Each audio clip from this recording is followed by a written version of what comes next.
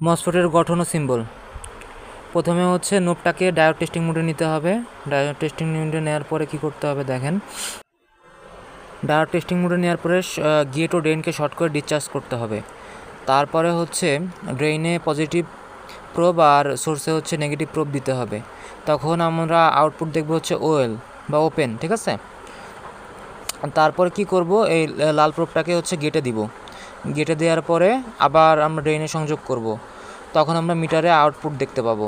P চ্যানেলের ক্ষেত্রে এখন কি করতে হবে দেখেন, আমাদের হচ্ছে ড্রেনে এবার নেগেটিভ, তারপরে হচ্ছে সোর্সে পজিটিভ, আবার এই ড্রেনটাকে গেটে একবার সংযোগ করতে হবে, তারপরে দিলে আউটপুট পাবো আমরা, ঠিক আছে। দেখা দেওয়া হয়েছে এখানে হচ্ছে এন চ্যানেল টেস্টিং জিগ, তারপর পি চ্যানেল টেস্টিং জিগ দেওয়া আছে, কীভাবে টেস্ট করবেন সব কিছু বলা আছে, ঠিক আছে। সার্কিটটা দেখে নিজেদের মতো করে করতে হবে।